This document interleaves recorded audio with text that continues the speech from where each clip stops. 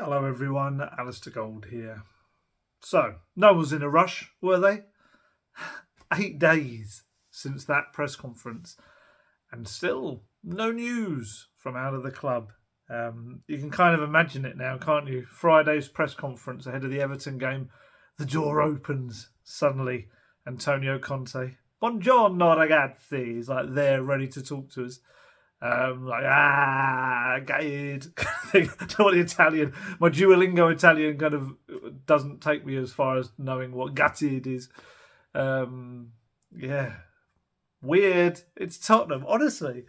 Nothing is just normal. Nothing is done in any way that is like you would expect. Always expect the unexpected, I guess, with Spurs. Although then sometimes they do stuff that is really predictable.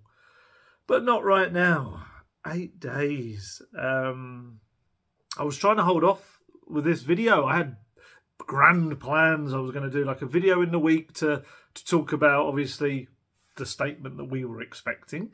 I was going to do maybe a Q&A and everything. And it's kind of got to the point where it's a bit like, I can't really, because anything could kind of happen at the moment, and obviously it's dictated slightly by events, or quite a lot by events. But it's just got to this point now, 8 days on, where I think we just have to talk about it all. I think we have to talk about where we're at, what we're expecting from Tottenham, what the potentials could be, because, otherwise it could be waiting a long time. I mean, got sent some quotes from Glenn Hoddle yesterday where he suggested that Antonio Conte, who knows, might even still be in charge at this rate against Everton, which, that would be mad. That would be so mad. That would be such a weird situation. I wouldn't put it past Tottenham. I wouldn't say it's likely, but I wouldn't put it past Tottenham. Who knows? The way they do things. Oh, my goodness. That would be, if you thought the last press conference was kind of awkward through its explosiveness, the next one will be so awkward because of the line of questioning. It would be so weird. It'd be so weird. But so where we're at right now. So Conte has remained in Italy this past week. That isn't incredibly unusual. There's a lot of it would be quite easy to say that, he stayed away, he doesn't want anything to do with the club because they're essentially about to boot him out or anything. I think, personally, it's just an opinion, I think it will end up being a mutual, if they do, and there's no guarantee right now, but if they do part company, I think it might end up being mutual, or that will certainly be the way it's termed. But yeah, so, sorry, in international breaks, normally Conte doesn't rush back in that first week. It's mainly because there's so few players to actually work with. Obviously, right now, I think there's 4 fit outfield players. Longley, Lucas, Danjuma and Tanganga. That's it. And then obviously you've got Brandon Austin, Alfie Whiteman and Hugo Lloris now back. We'll little chat about him in a moment. But does it require him to be there? Not really. I think normally he's back by Thursday, Friday, potentially the weekend. But what they often do is they give the players who are stuck at Hotspur Way, I guess, the non-international, they often will give them the weekend off or certainly a little bit of days off in the middle of the international break.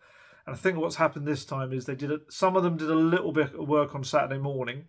And then I think they've been told they can come back on Tuesday, which you would imagine will be the start day for some of the internationals to start coming back. Obviously, England and a few of the countries playing today. So very much so, you'd think they'd start to kind of filter back on Tuesday.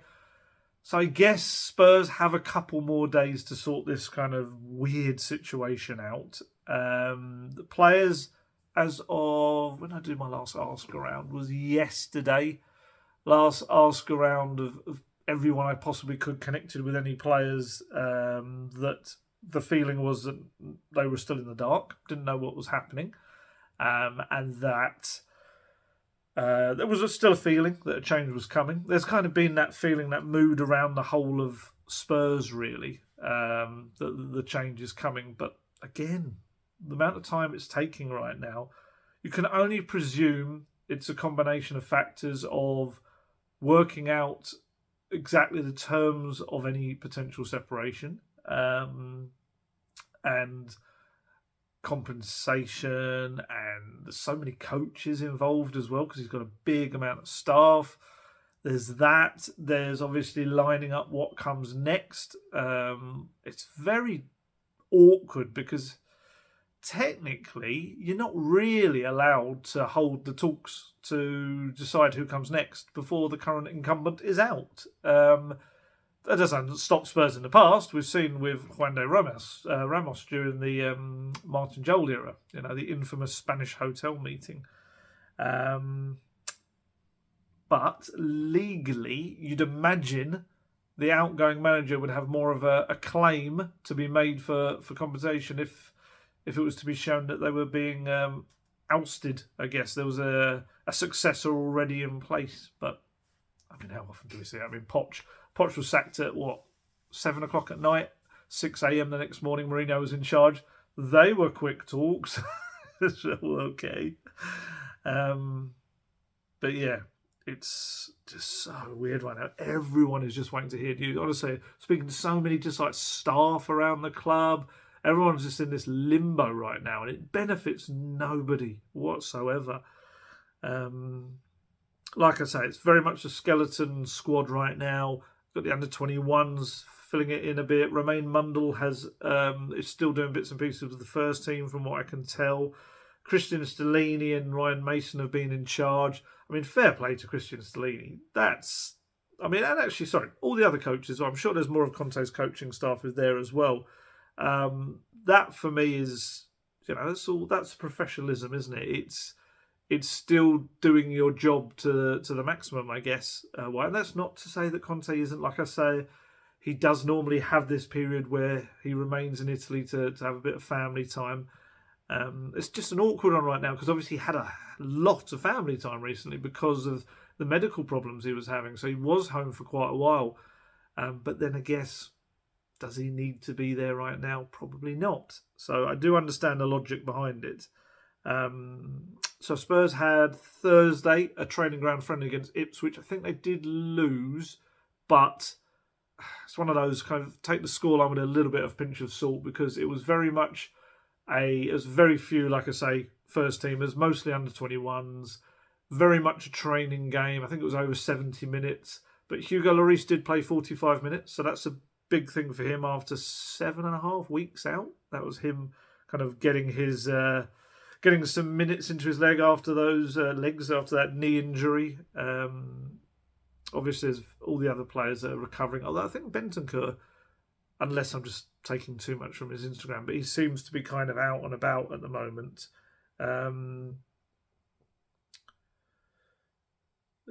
He's I've lost my thread.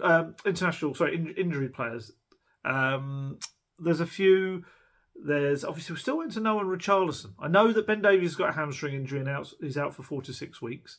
I don't really know too much about Richarlison. That one we don't know too. Oh, Bentancur. Sorry, that's what I was talking about. Absolutely lost my thread there. Bentancur from his Instagram appears to be that he's off around the world, but then, well, not off around the world. Maybe he's gone back to Uruguay. I don't know, but I guess with him, it's such a longer time frame. He probably is going to have these longer periods where he can kind of rest up or kind of do his own thing, do his rehab remotely as well. But yeah, Ben Davies 4 to 6 weeks, which makes it quite interesting. I was thinking about this. Any potential manager that might come in who wants to play with a back four, suddenly there's no left backs. Makes it very difficult. So Perisic is not a left back. Sessegnon is on his way back. I don't know how close he is, but I don't know if he'd be ready to be thrown right in now. I wouldn't suggest that would be the case. You'd maybe have to play Clement Longley there as a left back. So yeah, that'd be interesting. Take that into account as well, and how that works. But yeah, no, I did think that was that's one little kind of byproduct of the.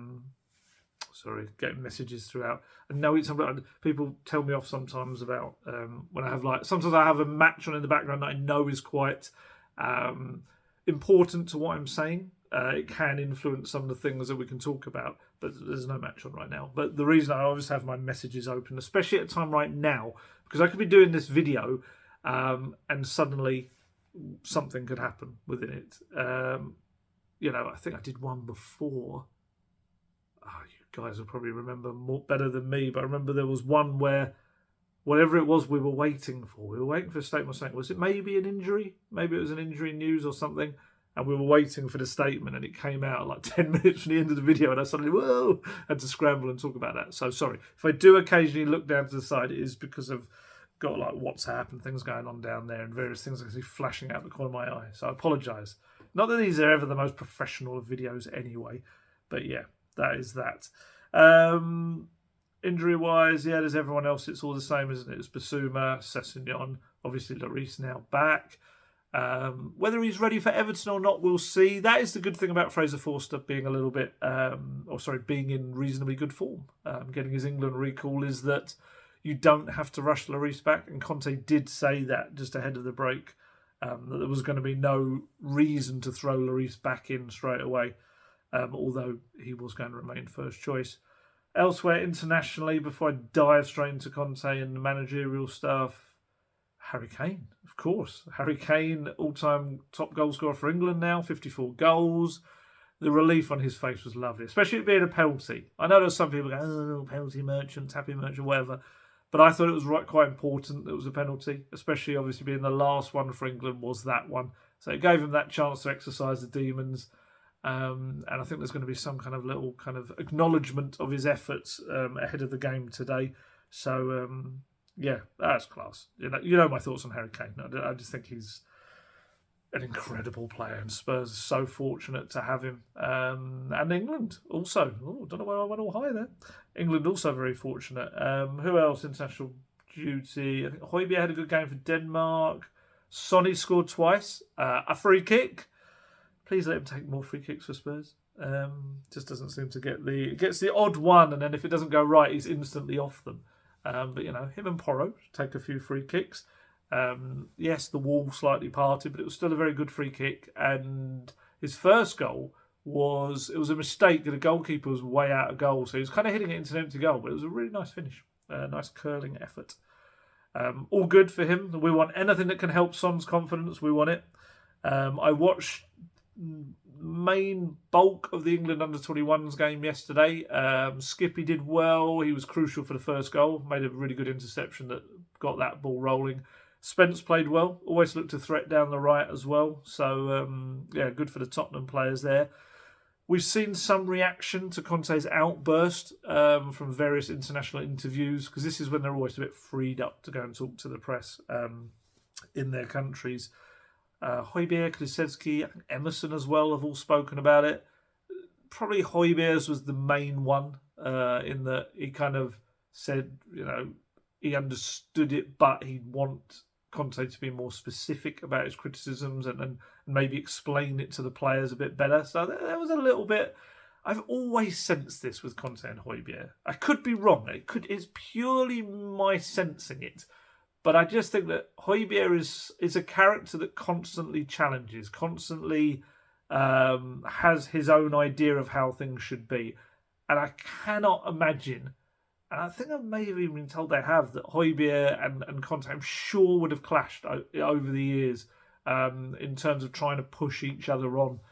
I remember, Poch used to do it with Vertonghen. Vertonghen was very much always challenging him in training, and I think Pochettino once said, he's a guy that's got an answer for everything, kind of thing.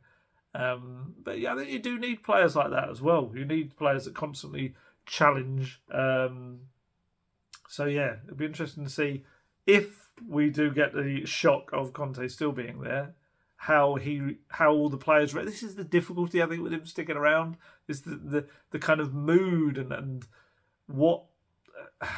Maybe everyone also thinking almost like a dead man walking kind of atmosphere as well, which, it just helps no one at this point whatsoever. Like I say, it's just a mood. The whole mood around the training ground is very much that change is coming.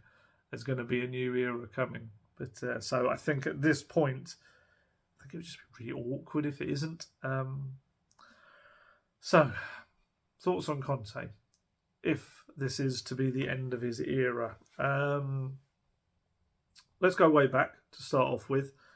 I think it will say everything about Spurs as well, to be honest. If he does go, that Spurs have not had a manager last a full season since the 2018-19 season. That's disgusting. That is absolutely disgraceful. It is.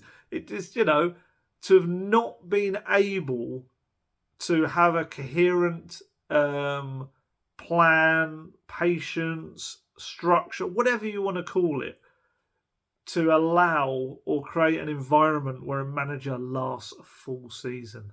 That's so poor. It really is. To have Pochettino have gone, to have had 3 permanent managers within 4 years. Is it even that? 3.5? 3.5 years would just be madness.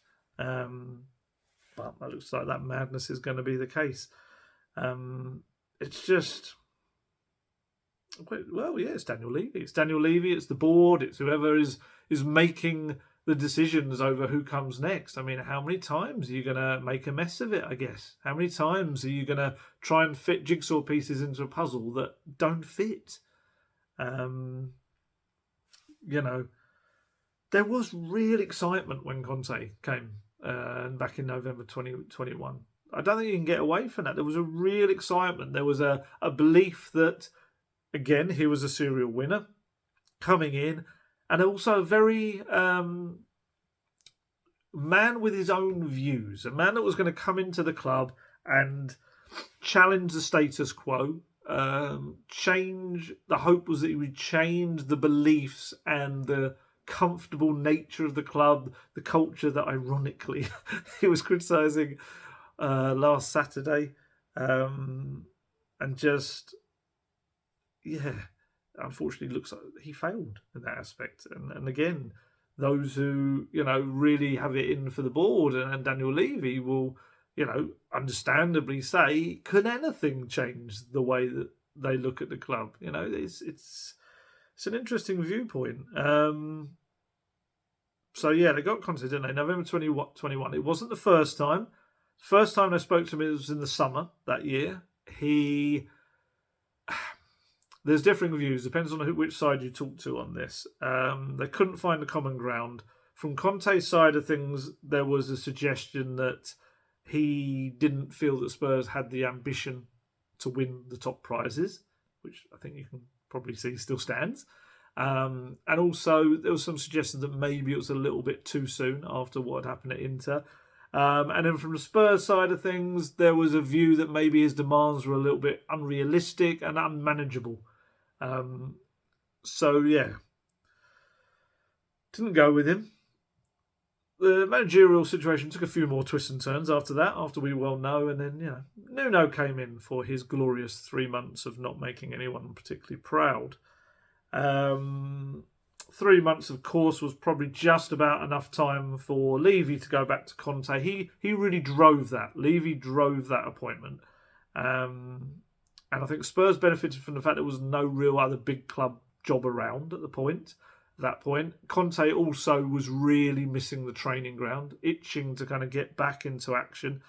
And he compromised, didn't he? He compromised his ambitions for what he knew would be, I think he hoped it would be only a slightly slower path to success. But of course, it proved to be far slower than he thought once he'd actually got into the club. He won everyone over. This is the thing. I want to make this very clear that anything you hear about Conte in his second season is very much second season syndrome thing. I hope it doesn't overwrite or rewrite history from what he did in the first season. He did a lot of good things. He really did. He came back in, he won everyone over behind the scenes. Don't forget, this was a club that was really low after the real kind of low energy Nuno era. A man who, he's done good things elsewhere, Nuno, and I'm sure he will continue to do so in the future. But at Spurs, there was just no inspiration, no real kind of life and energy he brought to things. So Conte came in and he swept that real energy, passion that he has, a desire to win, and really wanted to be on the training ground. And he brought that into the club. His attention to detail, I've had people describe it to me as absolutely remarkable when it comes to training sessions.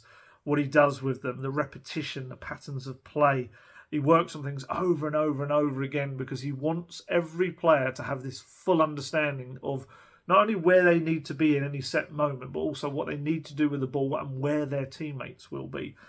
I know I've spoken to people that will watch sessions and they would say you could see in the training session, when they watched a match, they would know where the ball was about to go and where the player would be because it had been drilled into players so much during the training sessions. And the players knew, we were interviewing them, and the players would always say they felt they knew exactly what they were meant to do. They were always very, very fully loaded with the information that it needs to be. There were no questions left about their role. And he's very good at picking coaches. Stellini, obviously, as kind of, he's been in and out of his coaching staff over the years. I think he identified that he'd be perfect for this role, and he has. Stellini's got a lot of respect within the club. I think you saw that during that period when he was taking charge, really, on the whole, with Conte abroad, and you could see the way people reacted to him. So he's a very good one. Ryan Mason, of course, as well. Conte, when he was at that first day, I think it was, when he didn't technically have his work permit, so he had to kind of watch on a little bit in training sessions. Ryan Mason took the sessions because the other coaches were all waiting their permits, and Conte was really impressed with him. And he managed to actually do something that Nuno couldn't. Nuno asked or wanted Mason to be on his team, and Mason said no at that point. He didn't really want to. He wanted to stick with the youth role. But Conte convinced him. I think the opportunity to learn from someone like Conte is just too much, isn't it, to turn down. So yeah, very good at surrounding himself by very good coaches. And it's just, I think everyone just recognised his desire to win, and that's swept through the club, really. Yeah, I think he's a guy that lives, breathes football. Every pore of his body sweats football pretty much. But he also is a guy where second place is not good enough for him. And that obviously is probably why the whole compromise was never really going to work, because Spurs couldn't really offer him any more than that. And they've never got any more than second place in recent years. So he is a guy, if you're going to then, we've had a lot of pros there. If you're going to look at the cons and things about him, his passion does get the better of him at times, very much so. His frustrations boil over. He kind of, he loses a bit of control, I think, in how he talks to people and the players. Those who understand their Italian can definitely hear some of the expletives, the words he uses when he's shouting at his players. I think you probably remember Bentancur getting a mouthful of words from Conte once. It's always very interesting when we've got Italian journalists around us because they can tell us what he's saying. And yeah, he doesn't hold back. Maybe some people will say the players need that, but it's definitely, I guess you want to be treated with a little bit of respect, and sometimes his emotion does get the better of him. He would often, as he did against Southampton, leave the players to sit there and stew in the dressing room afterwards. Wouldn't say anything to them, maybe because he knew how much he can fly off the handle. I think he would go into his office with the coaches and just calm down. So when he came out to talk to the media, we'd often see a very different face to him to the one that kind of charged down the tunnel after the match. But his passion did massive things last season. It really did. And I think the organisational skills, and I think, of course, that January window, Bentancur and Kulusevski coming in, that still, for me, is Paratici's best transfer window. I think that's the one where Spurs kicked on a big notch. Two players that knew exactly, I guess, what working for an Italian coach is like, but also demands that Conte would probably put on them. Both of them, Juventus, they still speak in hushed tones about the Conte era and the things he would put the players through. So None of it would have really been a surprise for him, for them. And obviously disappointing cup performances as well that season. And it helped it's not a good thing, but it helped in terms of him having those 3 weeks to work with the players, and you saw the results. The results were pretty clear, to be honest, especially that second half of the season. He did, and they played some good football. This is the whole thing about when we talk about the football of this season. They were at times last season playing some really good, nice, sweeping, attacking football. His system's so interesting because it puts a lot of pressure for me on the work in transitions from a really compact base. Those, for me, especially the players in the midfield three, so you've got the wing-backs and the two central midfielders, for me, there's so much stress put upon them to be able to play different roles at once. The wing-backs have to be defenders, they can tuck in sometimes, they can act as auxiliary strikers and wingers. Central midfielders have to fill in for the wing-backs at times as well, or step back into the back three. And also provide an attacking outlet up front. It's so much strain on those 4 roles in that position. And that's why he's always kind of maintained that. I think for those 4 roles, 2 central midfielders, 2 wing-backs, they are the ones that really require the most tactically intelligent players in his system. And I think that is why he prefers certain players. And sometimes that will frustrate the fans, but sometimes it's because the players can take on the load of information he gives them and the versatility required. So last season obviously got the top 4. We saw a whole change in narrative from his very wishy-washy, I don't know if I'm going to be in charge, to far more positive signs. And lo and behold, behind the scenes, he told Daniel Levy, gave them the indication that he was happy to stay for the next season. And do you remember they were supposed to have a big meeting, weren't they? Levy, Paratici and Conte about thrashing out his future. And that ended up changing. It ended up just being Paratici and Conte in Turin, talking about transfer business, we got the transfer window that we did, which is fascinating, kind of when you look back on it in hindsight. And he got Ivan Perisic, who was probably one of the first names he wanted in for the experience and everything that the Croatian brings with him. But of course, whether he's worked or not, I'll leave that down to you. I'd say second half of the season, I think some of his...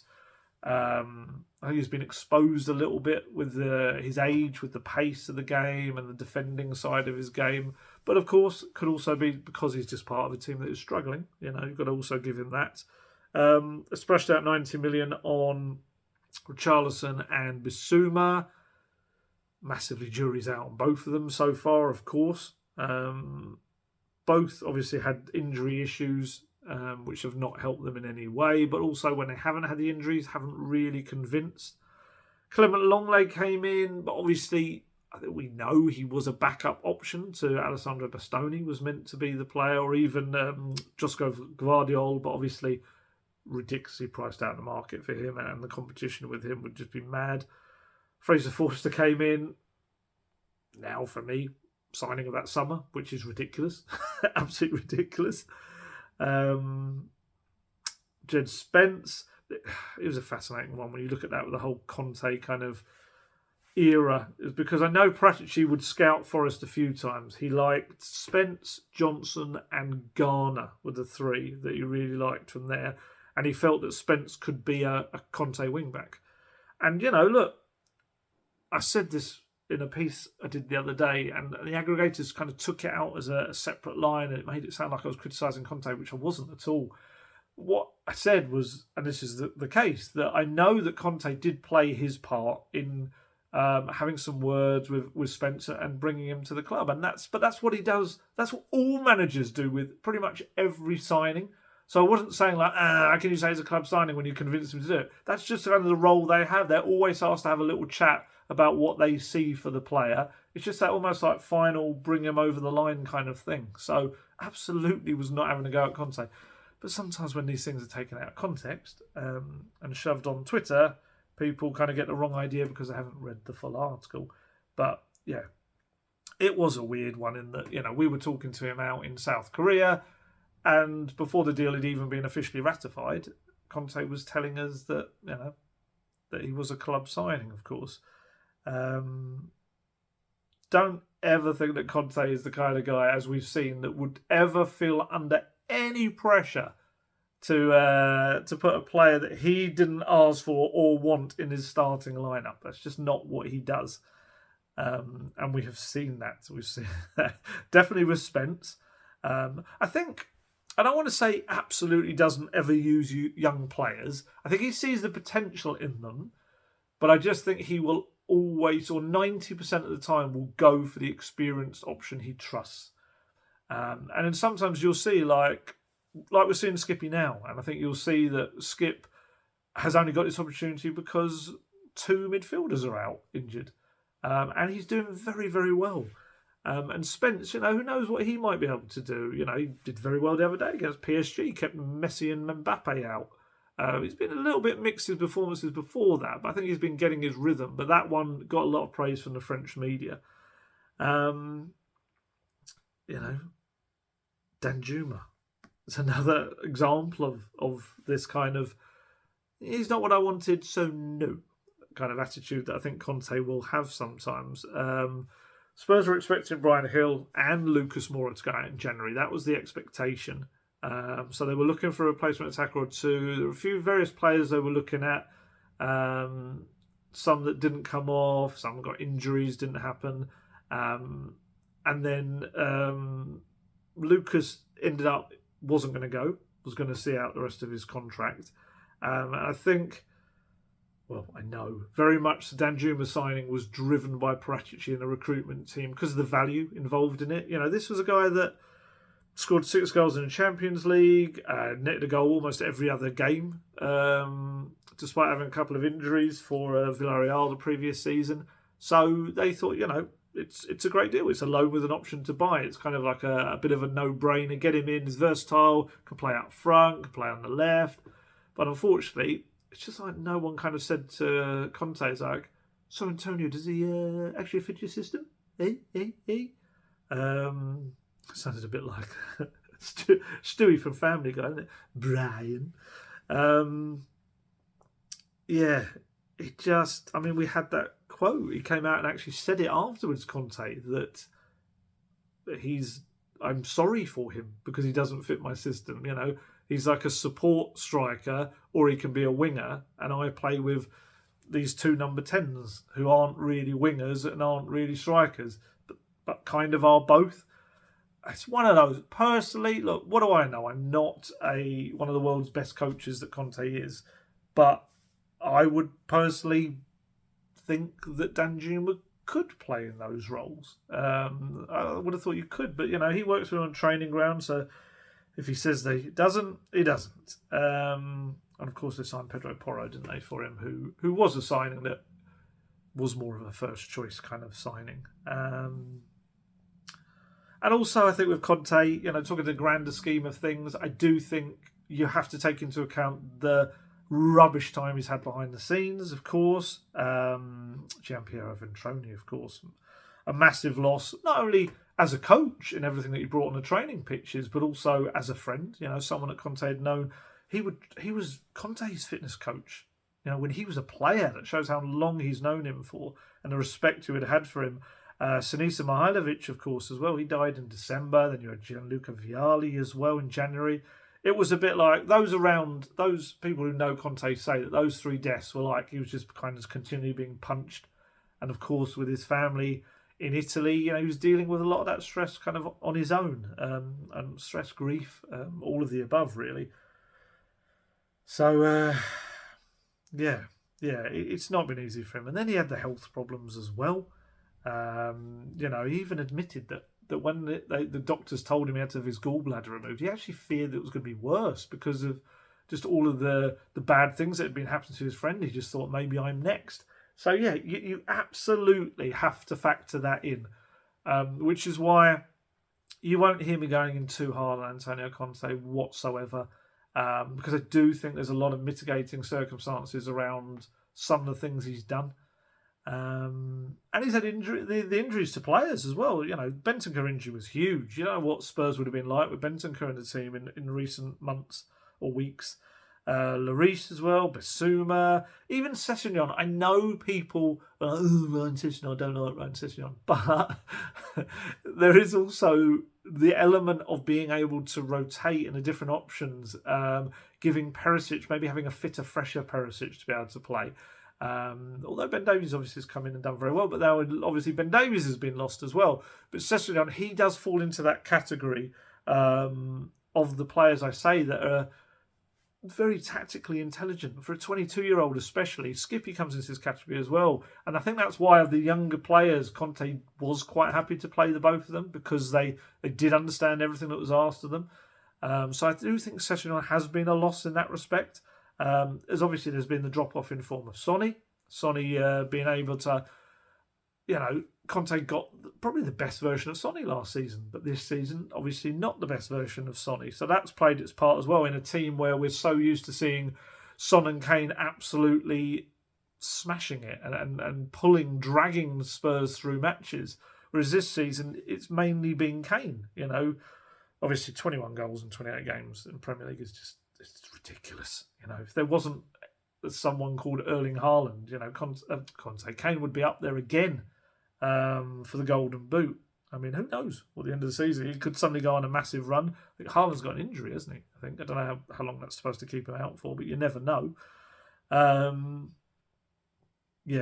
think it'll be relief to Spurs fans, won't it, that Conte's future and Kane's future are not tied up together. But Spurs have got to convince Kane of the future. They really, really do. Last 12 months now as well. And I think it's just been a very different season. There's a lot of frustrations. Frustrations from Conte, I think, in the process not being quick enough. That's been a major thing for him. I also think there's a growing frustration from the club and the players towards Conte. I think it works both ways. You can't doubt his hard work, the application that he puts in. I mean, just to exemplify it, is him coming back so early from his from his surgery. Coming back too early was very much because he felt, he wanted to be part of it, and he didn't like the look of being away from his team. So you've got to give him props for that. But there's also, weirdly, been this feeling that he's almost sensed he was just doing the club a favour. And I think that has seeped out into some of the fans. And certainly in the club, I think there's people that kind of feel that he's just like stopping by on his way to a job that he maybe really wants, just waiting for something to rock up. Performances have been difficult to watch. There's no getting away from that. Conceded far too many goals. It's a very rigid system, and when it works, it's terrific. When it doesn't, it really looks rigid. The defence has not progressed under Conte this season. You could argue that it's because of the personnel, but what I would say is pretty much the same personnel conceded 40 across all of last season, and this season they're at 40 already with 10 games to go. So I can understand blaming the players, but if it's the same players but they're getting worse this season, then you've got to kind of put that down to coaching. I do think you have. I think there's only 6 teams that have conceded more than Spurs in the Premier League. Again, I use the word, that's disgusting. It is. Obviously, you should also point out, for interest of fairness and balance, Spurs are the 3rd highest scorers in the Premier League, which is so weird. When you look at the performances that we've kind of been subjected to, which have not felt like exciting attacking performances, that they've scored the 3rd most is so weird. I'm going to use weird a lot. I have always used weird a lot with Spurs. And the other thing that comes out of frustrations when things aren't going right is all those repetitive things in training that are so important to drill things into you suddenly become a chore, don't they? Because I know Conte's training sessions are often, there's a lot of 11 versus 11 work, but the opposition 11 are often static, which obviously is not playing a game and enjoying yourselves kind of thing. It's very much over and over and over and over again, going over the same patterns constantly. And like I say, in the first season, that's exactly what the players needed. They needed structure, they needed information, they're being told what they're doing. But when you're a year, 16 months later, and you're still doing the same stuff, that's when you get these stories about players being bored of training, and players feeling they're overworked, and it's not inspiring them, firing them up, and stuff like that. And that's exactly that. Why you get those sessions. And like I've said before, you see the under-21s are raided, and that's problematic for the under-21s because he'll often just do a team of under-21s standing there as the opposition to face his 11, and they're not really getting any benefit from that. They're obviously also absent from their own training sessions, and then sometimes it can happen on the day of under-21s matches. So they then are kind of not being prepared properly for their own games. It all seeps down the club, and how different people are viewed, and frustrations, and obviously all these frustrations have reached boiling point. Limply kind of exited both cup competitions that they were still in, the FA Cup and the Champions League, which they did in the Carabao Cup, let's be honest. That was a meek exit as well. They had a little bounce, didn't they? Bounced back in performance against Forest, although remember me saying that they were the most generous of visitors, Forest. And then obviously we got what we got against Southampton and that press conference. I must admit, I do wonder at times whether had either the VAR and referee not given that very iffy penalty against Pape Matar, or even Clement Longley headed the chance at the end in, would this all be happening? It's really weird. It's the fine lines of football that, Spurs would have been third in the table and they'd have just won two in a row. Was Forest before? Oh, God, I can't remember if one of the games came in between. No, I think it was two in a row, wasn't it? Yeah, it was. So just funny little tiny, it's like a butterfly effect, isn't it? It's just so strange. Whether it would have been a very different fortnight than what we've had, or going to have. Instead, we had that press conference and selfish players and players all playing for themselves, and the terrible culture at Tottenham. Not terrible, sorry, he didn't say terrible. The culture at Tottenham. I do think he probably should have told the players beforehand. I think that would have helped his case. I saw Matt Doherty came out this week and said, he would never say anything about the players that he hadn't said to them already. But there does seem to be a lot of surprise from those players. They did not have a team talk from him after the game. And, they end up hearing what he's saying on either their phones when they're going the way back, or a lot of them went off to international duty separately, so they heard it probably on the car radios or whatever. Yeah. And like I say, I've said it at the time, there was a lot of truth in what he said. I do think there's a hell of a lot of truth in what he said. But from everyone I've spoken to that's covered him at every other club, there's always been this sense that he's always had one of these press conferences at every club, always had a press conference where he's called out the players, the club, and everything. And it's very much just a thing he does. And it's very much other journalists from other clubs have always said it's always and it always masks any involvement he might have in things. And I think it's difficult to kind of not see an element of that this time as well. He always very publicly poses questions about others and maybe not himself. Even the time he did against Burnley afterwards, it was a little bit like, are you really? Are you actually just kind of just really saying that, trying to worry the players that you might go at that point? So yeah, we shall await to see what happens next. Don't worry, we're not going to talk about that. But obviously that dressing room, it's going to be so much apathy now towards him if we did get the unexpected sticking around thing. There's two ways to look at this. The club have been very, very quiet on everything. Very, very quiet. Trying to very much state, that they're not commenting on anything. So by that logic, we got to next Friday and there was a press conference with Conte there, They could say, well, we've never said otherwise. But of course, we know what's been going on behind the scenes. And we know there's elements of, certainly there's been some, how do we put this? Questions asked of those around managers, whether they might be interested in the job, which we'll come to.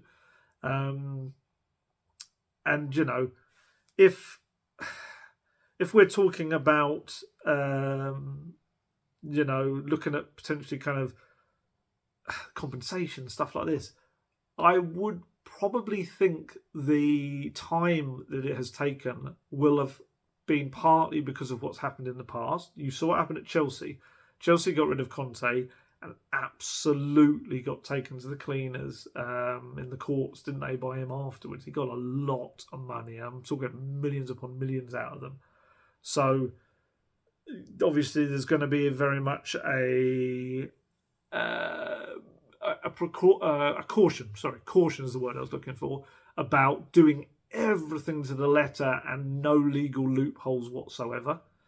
There is this talk of this option within his contract.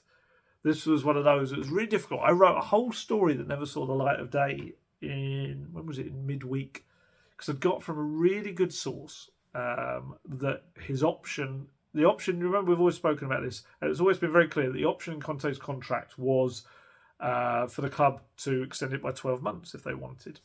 And I was told that there was also within that if Spurs and Conte finished fourth this season, he got Champions League football, the option would go whoop, and suddenly switch to being in Conte's favour, and he could add 12 months on. I should stress I never got a second source for it, which is why it never saw the light of day. I saw that, I think it was Matt Law from the Telegraph did run it in the end. And I think other journalists from who I've spoken to, I think we'd all heard this, but no one actually had gone with it. There's a part of me that still isn't 100% on it, because it's a very unusual clause. I don't know legally how that would even work. But, like I say, it did come from a very good source that I got it from. And if it is true, I would imagine that adds another layer of complexity to negotiations for his exit. Because technically, if I'm Conte, I might say, well, you're trying to get rid of me. We're in fourth place right now.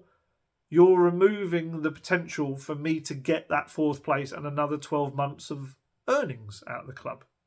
So if it is true, and I must say if, that's definitely, you know, it could be a part. That could be a part of why it's stretching out. Or it could just be the fact that, like I said, they've got so many different coaches to negotiate compensation with and maybe trying to get other things involved. Like I say, who knows? It could all fall apart, and I'm just sticking with Conte. By the time this video goes out, there could even be some kind of statement. Who knows? The way things move and change. But ultimately, either way, it's going to be another manager spat out of this Tottenham Hotspur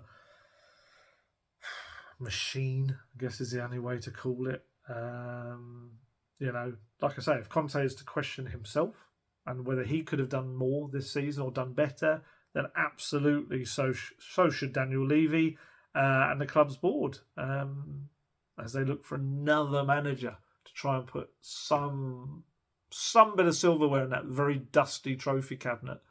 How many times can they appoint people that have won trophies beforehand and will probably win trophies afterwards, yet mysteriously at Tottenham Hotspur they're unable to win trophies? It's a miracle, a rubbish miracle. You know, you've got to question your part in it all. You know, there are only so many times that these managers can not manage to win at Spurs, and you know, look, I vaguely remember my videos about Conte at the time. This is the thing about writing so much and talking so much. So in a normal week, I probably write, God, what would I write? Maybe 50,000 words, 60,000 words across a week. And obviously I do 1 or 2 videos a week. So I'll speak for maybe 2 hours a week as well. you're going to say a lot of things that don't age very well, but you are occasionally going to have, on record certain things you said that do come to pass, which, can make you look like a bit of a mystic Meg, while the rest of the time you look more like a mystic mug. Yeah. So I'm pretty sure I would have said at the time about Conte that this was a very unusual marriage between two parties that was probably going to end up being a short-term thing. It was probably going to end up, in a messy divorce. And honestly, I take no pleasure if that ends up being the case whatsoever. I absolutely also saw the exciting stuff about Conte, and I really wanted it to work. And, on a personal level, honestly, he's been terrific for me to be able to deal with. Even when, on Saturday, when he was absolutely exploding, that's good for me as a journalist as well. But he's always been, I feel, quite honest with me and very, very good, especially on tactical stuff, when he can drill down a little bit into stuff. Even when I had to ask about the Sanchez sub, which everyone kind of was unhappy about with Kulusevski in the Milan game. And even though he was a little bit like, oh, you Muppets kind of thing, even his tactical breakdown with his answer was really interesting. And that's all I ask when I talk to people, talk to the managers that I do. But yeah, it's not great that it's reached where it has. And I guess the decision now for the club is, do you appoint someone that you think is going to very quickly take them into a new future, or do you accept that maybe you have to take a step backwards in order to take more steps forward? A rip up, a rebuild, whatever you want to call it.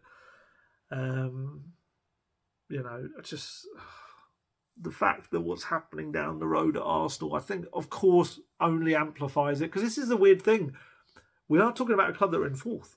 This is the weird thing, isn't it? The previous managers hadn't even done that. Conte could rightly say at the end of all of this, hey, you wanted me to really be in the top four again. That's what you wanted for Spurs. I took you into the top four last season. This season, we're fourth. What more do you want from me? I can understand that. But look, even he will admit that they've gone backwards. Or he has admitted they've gone back this season. But I think looking at Arsenal, and I do think it shines a light on Levy and the board. I do think it does. I think you look at the fact that in the same time that Spurs have had 12 different managers under ENIC and Levy, Arsenal have had three. It's just chalk and cheese. And they're just showing what it means when you stick by someone. And I said this, I did the Last Word on the Spurs podcast this week as well, which was great fun. It's like, I don't really do a lot of other stuff because I have to very politely say no to people that ask, and whatever that is, whether it's podcast, TV, radio and everything, just because I do so much of this, I do so much of Spurs that I'm just going to kind of get bored of Spurs if I kind of do any more. But the one I do is Last Word. I'm just saying do quite a lot today. Lots of children sniggering somewhere about that. Not that I'm sure lots of children listen to this or watch it. But yeah, I do that twice a year. And it's good fun. It's a good bunch of people I had on there. But what I did say the other day was that I do feel that Spurs will be looking at what's happening at Arsenal, and there's got to be some of them, a little bit of self-awareness, thinking, this is all very familiar. This is really familiar. I'm sure. Didn't we have a young coach? Didn't we have a young coach with quite a young team and trying to play exciting football? Didn't we back... Oh, no, we didn't. And that's where the comparison suddenly ends, I've got Arsenal mates and stuff, and Arsenal fan mates, and they say they've never felt close to their club, and that's what's so sad. I think there's such a fractured Spurs fan base right now. It really is. It's so so many people sniping at each other, people with different views on what the problem is, people not being able to accept that it can be more than one problem as well. And it's just so unpleasant. It really needs someone to unite it all back together again. So who next? So who does bring the club back together? Who does take the heat off Levy and the board this time and kind of draw attention? Let's step away.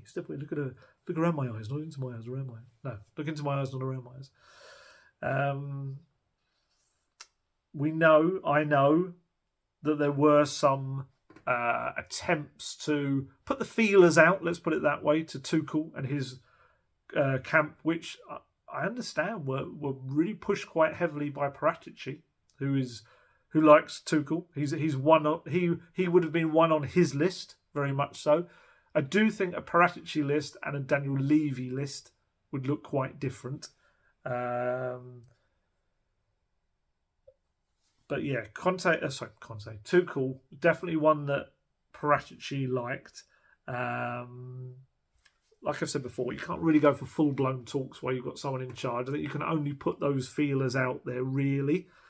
And of course, Bayern, maybe Bayern got wind of that and were a bit like, okay, we kind of want him, let's move now. And that brings us to a certain Julian Nagelsmann, who we will speak about in a moment.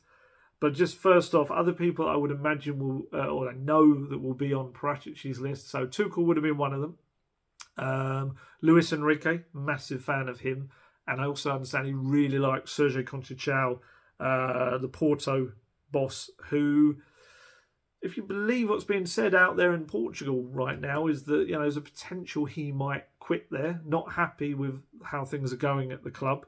So maybe keep an eye on those names, because they are very much Paratici managers. I'm sure there'll be more. I've seen people talking about Arne Slot, the was it Feyenoord manager. Obviously, he's having a terrific season. It's Feyenoord, isn't he? He's one of those. I'm sorry, I'm going to have to check, because otherwise, I just get a million people in the comments going, yeah. Yes, he is Feyenoord. Sorry, doubted myself. Well, I doubt myself. Yeah, he's an interesting one. I must admit, I haven't heard too much in terms of actually being linked with Spurs, but I've seen people discussing it on social media, so I kind of had a little dig around and look into him because I found him quite interesting. There's Poch similarities there, from what I understand from people I spoke to that kind of know him and his style very well. He plays a 4-3-3, occasionally 4-2-3-1. It kind of merges into. Quite young. From what I understand, I think Daniel Levy's got a fair few contacts in the Dutch kind of market. The Dutch game, I guess, is probably the better way to put it. It sounds like otherwise he's going to like a flower market in Rotterdam. But yeah, they will be pushing the name of Slot, I think, quite a lot. I'm intrigued to see. I don't know whether he'd be a Paratici man for me, but let's see. Kind of in a similar vein, Oliver Glasner, Frankfurt coach. I know for a fact that Spurs interviewed him back in 2021 as a potential, among a lot of managers, I must stress. That was the beauty of 2021. That was beauty. The one positive of a truly rubbish year. I don't know whether that's a swear word or not. Rubbish year was that you could do a lot over Zoom. So I think Spurs very much took advantage of the Zoom nature to do a lot of interviews, I think, that year when they were trying to work out who comes next. Glasner, I guess he would be helpful in terms of the current squad, that he plays a wing-back system like Conte does, 3-4-2-1 or a 3-4-3. So, yeah, I guess in that respect, he would be an easier fit. But I can't see that he would leave Frankfurt at this point at all. The season, he would be more one you'd think, if they're going to put it off to the summer, maybe he gets looked at again. And if we're sticking in Germany, of course, I think we do have to turn our minds to Julian Nagelsmann. It's like a window has suddenly opened, hasn't it, for Spurs? With Bayern Munich's decision about him. It's a very... Well, there's different sides. I was about to say it was a strange decision, but it's not when you kind of drill down to it. So if you're not aware who Julian Nagelsmann is, he's a bit of like the wunderkind, like one of the top young coaches in world football. 35 years old, tactically brilliant, has the ability to change the game within moments and train his players to have various different tactical systems that they can play within games. Plays good football as well at times, or he's meant to, that's the idea. And if you look at it on the face of it, he's been sacked by Bayern Munich with their 1 point off the top. They've only got 3 defeats all season in any competition. In the Champions League, they've won 8 out of 8. They're in the quarterfinals. They're in the German Cup quarterfinals as well. But yet they lost 2-1 at Leverkusen on Saturday, and they've got Dortmund, who are table toppers, as their next game. I think there was just a feeling that... obviously Tuchel's in charge now. Tuchel will be in charge, so we're not talking about a Nagelsmann Bayern anymore anyway. What his critics say is that when I speak about his ability to switch formations and being such a bright trainer, very good on the training pitches as well, is that his critics will say sometimes he can go to the other extreme and he can overload players, work them too hard and confuse them. And I think that has played its part this season with Bayern. And also there's some that say his man management is something that still needs to be worked on. It's not perfect. He can rub people up the wrong way. He can sometimes, they say, just have no real contact with people that are not in his starting 11. That's not specific to him. I know a lot of managers and Spurs managers that have done that. Even ones that I've got a lot of time and respect for. I know I've spoken to players who have said, well, he barely ever spoke to me if I wasn't starting in his team. So, yeah. There will be some question marks, I think, also over whether mentally he would be ready to come straight to Spurs right now, even if he maybe indicated he was. I think the Bayern job was a big one for him. It was a bit of a dream for him. And to have it kind of swiped away after, he had a good first season, won the title with them. And there was all the expectation. He had a long contract until 2026. And to suddenly have that taken away, can you suddenly shift from being called a failure and that disappointment, I guess, to suddenly a whole new environment? Oh, I've got to perform now. That's a difficult one. Could there be a scenario maybe where they convince him to come at the end of the season and Ryan Mason takes it on for these 10 games with the proviso that obviously that Nagelsmann would take it on in the summer? That's one way to potentially look at it. I do think there would be an interest there from Nagelsmann. He's... How do I put this? He forged a really strong connection with Spurs, like a real affinity for them during Poch's tenure especially. He saw, I think, a kindred spirit in Poch, became a really big fan of Spurs' style of play and kept a very close eye on Spurs.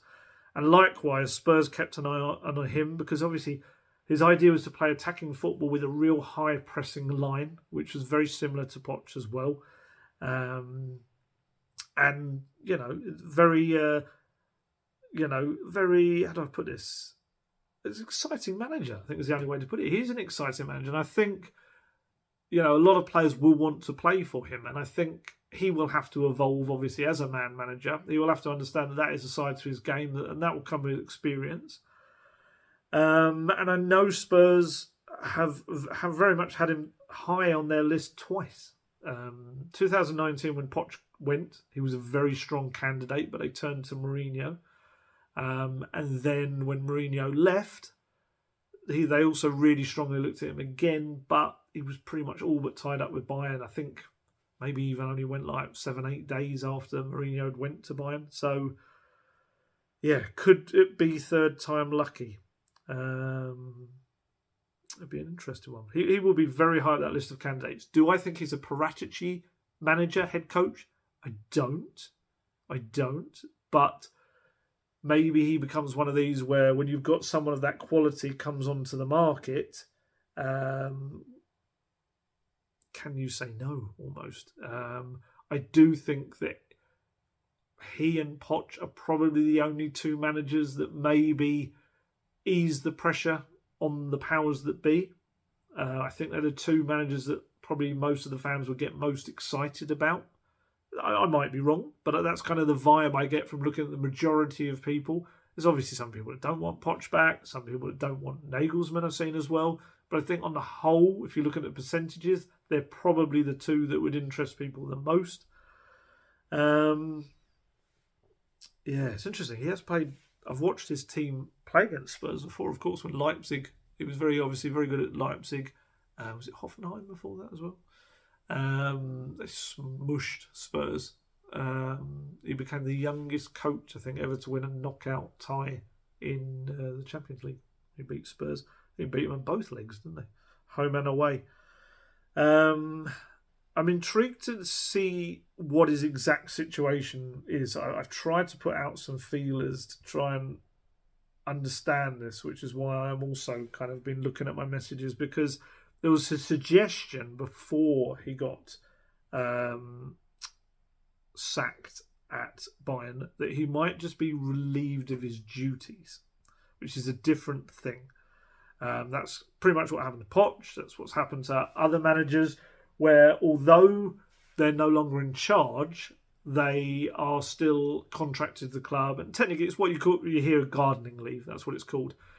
And the reasoning behind that would be, presumably, because he had such a long contract, still got 3 years left to run, that he would be due a lot of money from Bayern.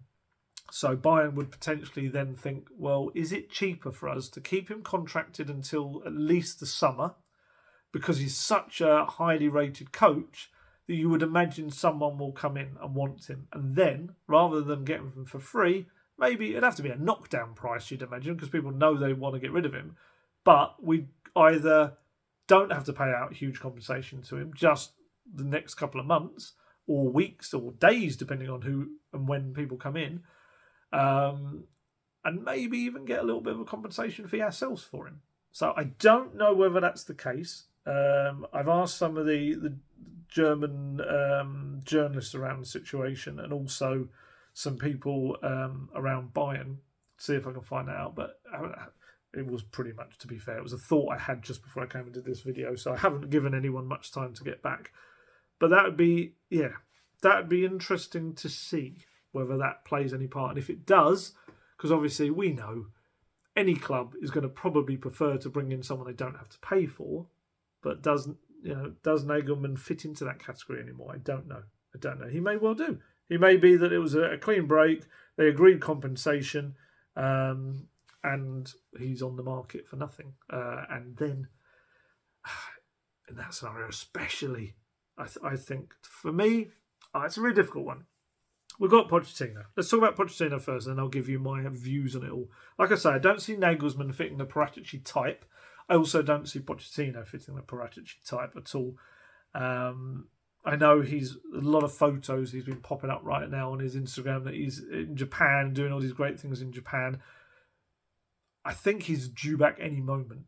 I think imminently, if not already back. Let's be honest, it's a clever tactic. If you're someone that probably has a very nice house, don't tell the world you're on the other side of the world for fear of anyone, breaking in and stuff. You probably do it when you're either on your way back or back. You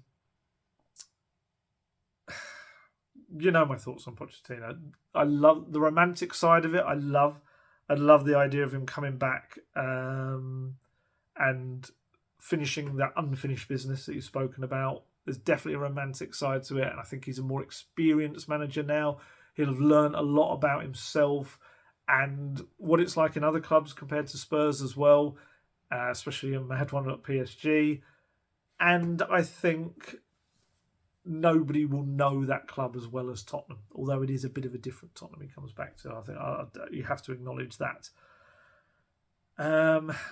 As I said before, I do think there's opposition to him coming back from some at the top. Although he was, sounded out in 2021 about coming back, but obviously PSG put a stop to that, and then Paratici came in and very much changed the list of who was the people that they wanted. I don't know. My gut feeling on Poch is if they'd have wanted him, that would have been lined up by now. That's my gut feeling. I could be wrong. It could be that maybe they are taking their time until Conte's completely done and dusted, but kind of doesn't explain the Tuchel stuff. I think I'd have Nagelsmann and Poch as my top two that I'd probably be most excited about myself for differing reasons. I think Nagelsmann, I would be very excited to see a young project manager in charge, and I'd hope that they'd give him time. And like I say, if you've got to take a step backwards or two to really roar forwards after that, I'd hope that they'd accept that.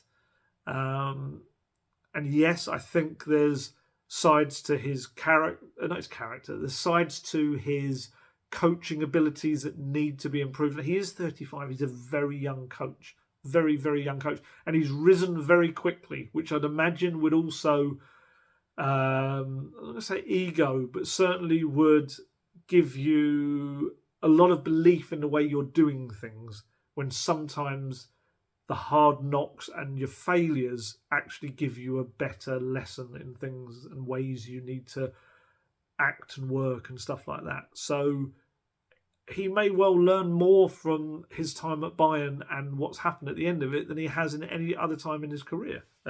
Could well be. So, yeah. Yeah, I like the idea of him. I like the romantic notion of Poch coming back, the emotional thing, and I don't think you could ever say for years anyone has brought the club and the fans together as much as Poch did. There's a part of me that wonders whether it's still too soon for him to step back into the strange social experiment that is Tottenham Hotspur. But we'll see. We'll see what the coming days and weeks brings. Whether they will go for Ryan Mason as a caretaker until the end of the season. Whether we could all be shocked and Conte stays. This is the madness of... You'd think 8 days after that press conference, I'd be safely able to do this video and we'd all know exactly what's happening next. And I think that's the most interesting thing you should take from this, is how little information's out there and how little information us as journalists have been able to get. You look at the stories out there. There's it's very bright, this video. Sorry, it's got suddenly very bright outside, which is making me look like I'm involved in a nuclear explosion outside. It's very, very bright. Sorry you're getting to see me in this light. But yeah, there's not a lot of stories out there with incredible amount of details on what is happening right now behind the scenes at Spurs. And that is because there's very little coming out from any of the parties. I think what we'll suddenly get at some point, it will be just almost like someone turned the tap on, and there'll be a lot of information suddenly out there that we're able to then put around and out there and stuff. It's like very much bits and pieces right now. And this is coming from the club. This is coming from people around but like I say, the players are all in the dark. Speaking to various agents of players this week, and honestly, and managers of players and family of players, and honestly, no one seems to have been told anything. And that's probably because they are trying to keep everything as quiet as possible to suddenly spring into action. Hopefully, because that would signify there is a plan.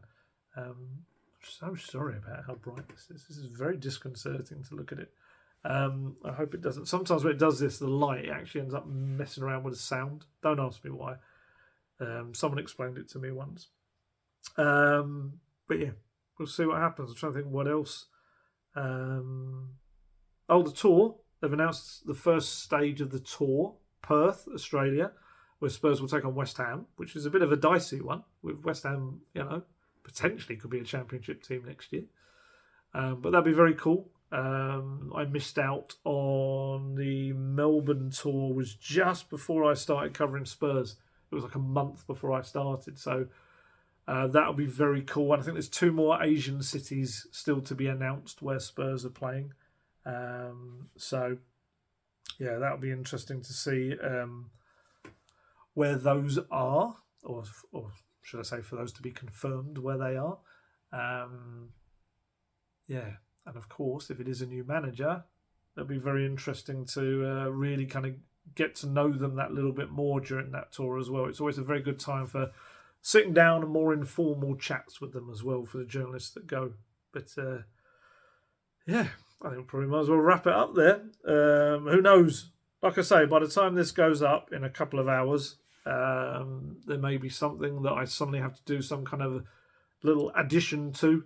I tried to cover every single possible angle so that if by the time you're watching this, Conte's been sacked, I've reflected on his time and the pros and cons of his tenure, and also looked at many of the managers that have been linked and stuff. And I'd imagine there'll still be more to come out of the woodwork. There's always a surprise one that gets chucked in there as well that no one was expecting.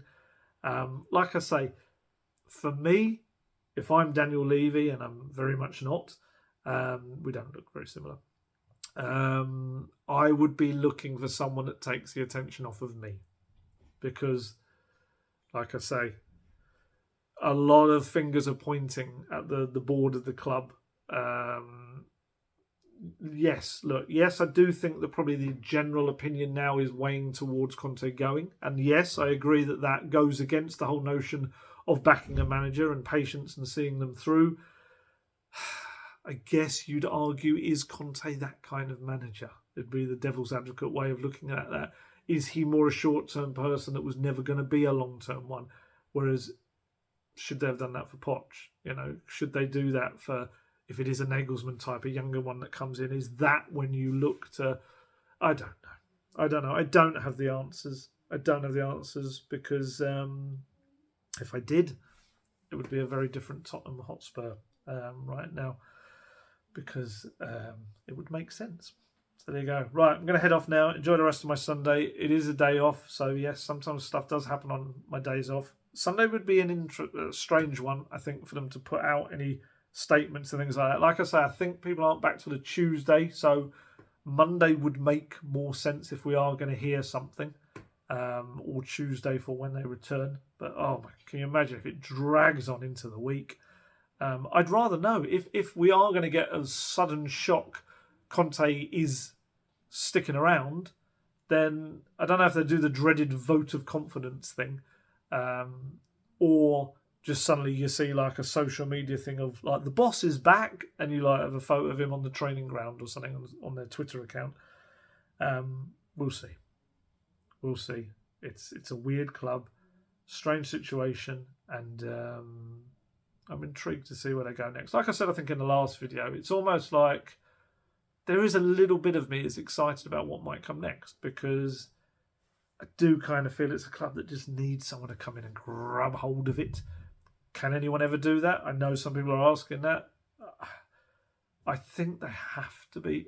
I implore and I tell myself they must be at a stage now where someone comes in, and a lot of maybe the beliefs that were held at the top, surely there's enough evidence now to start thinking, okay, that way wasn't working, and a need to change.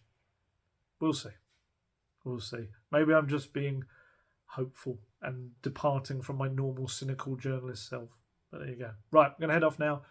As always, look after yourselves, stay healthy and safe, and look after yourselves again, for some reason. And I'll catch you later.